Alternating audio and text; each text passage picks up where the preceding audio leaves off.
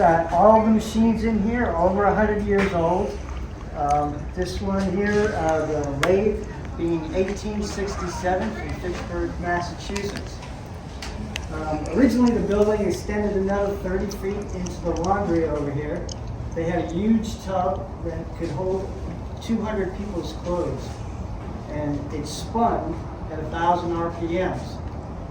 It ran off of a steam engine that was in here, and they used to say that the hardest part about doing the laundry was untangling the clothes after they got it out of that drum.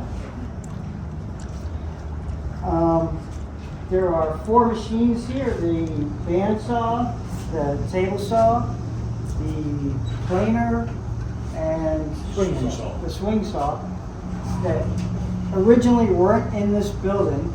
They're across what is now 41 in a building called the Boat Works. And over there they made parts for boats and barges, and they made furniture. Because back in those times, you couldn't get supplies and other stuff down here with wagons and buggies. There was swamp between here and Fort Myers. The trees were too close together. So what they did was they would come in from rail from Tampa down to Fort Myers, Ponderosa, and they put it on a ship there, bring it down to the mouth of the river down here, and put it on a barge and bring it back up here. They also had they made their own fishing boats and the furniture. Does anybody know why that belt down there on the grinder is reversed?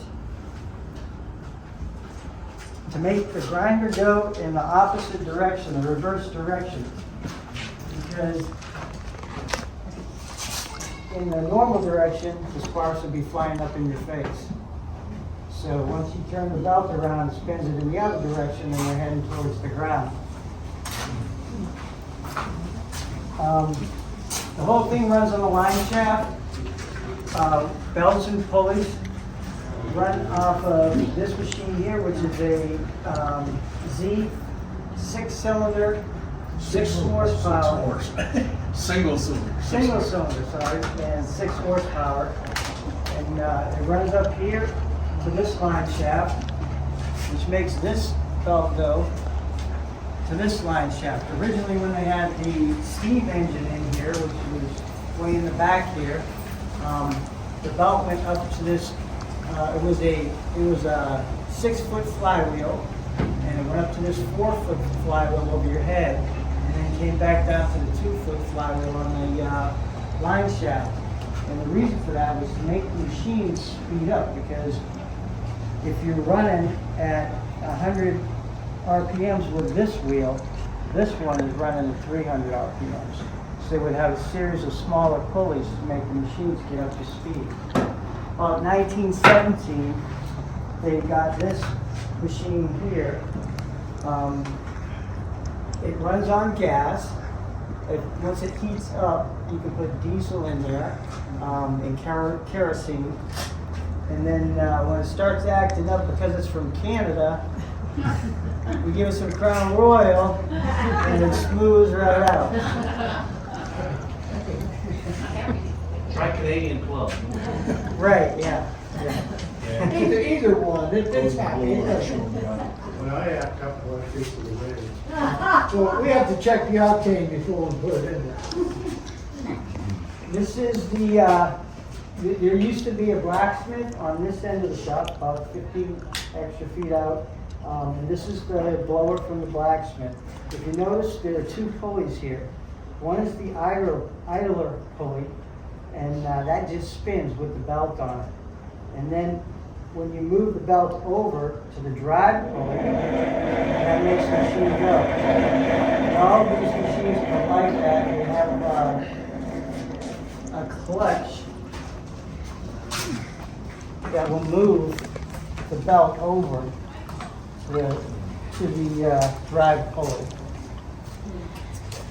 Did I get it all? Yes, you did. All right, You so did pretty good. How many machines could they run at once? The whole shop. you could run the whole shop, You plus run the whole the Oh, you can run blacksmith, just everybody one. could run. You'll notice when we start up the equipment, you'll never hear the motor change RPM. Once you get that much mass turning, it doesn't make any difference. And this was full of large steel pieces of equipment to do steel with, not wood. There was a large lathe right in front of you there. You'll see 3 pillars in the floor. That lathe was going to take a 20-foot shaft, which is probably used in the boats for the barges and stuff. There's a large shaper in here, all kind of big equipment. They had huge, heavy equipment in here. So it was just hard to get around. That picture behind on the wall there will show a guy running the drill press, and you can see behind him how full the shop was with equipment. That drill press used to be right out here where the wall is, where the donation box is. That's where the drill press originally set. So we put it in here to keep it out of the water. Any other questions?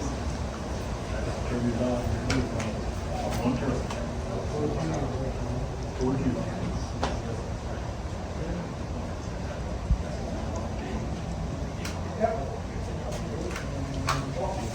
I'll be in motion just a little bit.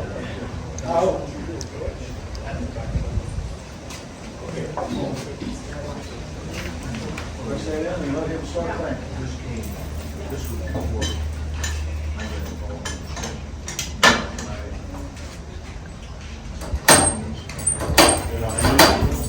Let's go inside.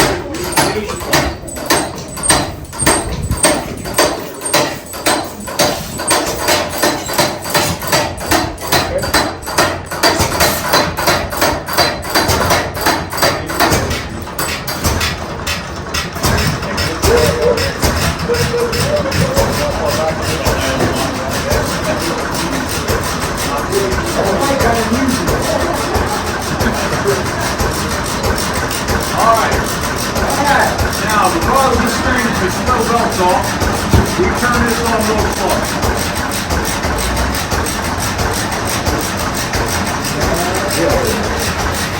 There you go.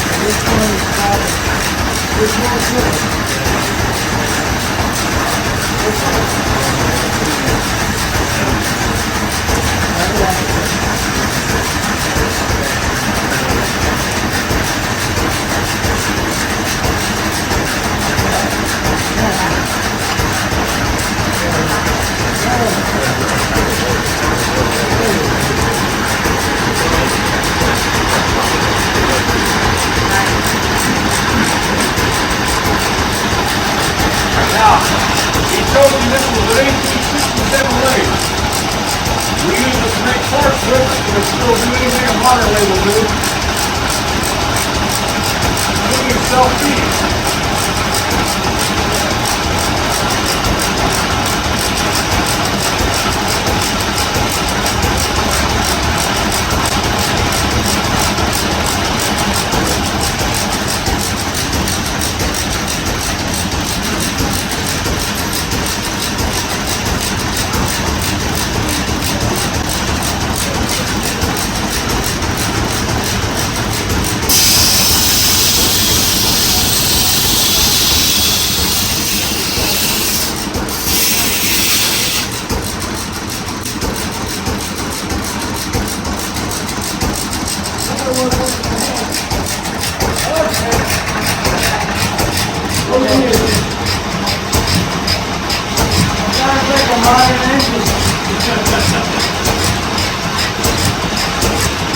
I think it's gonna put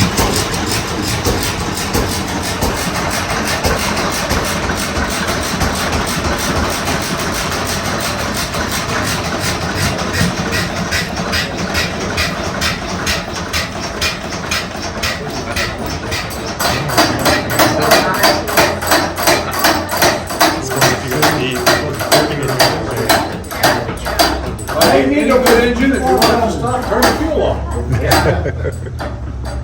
Any questions? No questions? What was that one over there? What, the lathe? It's a metal lathe, yes, to do bushings, bearings, shafts, cut threads, put threads on stuff, new pipe or threads or bolt threads. They use it for wood spindles on staircases where you. Probably not that one, you could use it, but the sawdust didn't mix with that kind of lathe. It gums them up and cause trouble. They had wood lathes for that, where you use just regular wood tools, cutting chisels. Did they eventually come up with, I know you were hand feeding the drill. Yeah, there's. I've seen them where they automatically, you can set. Where you You see the can't- pulleys on top? Yeah. If we put belts on that, it'll self-feed. Yeah. Well, if there are no other questions, adjourn over to the generator building and we'll show you around.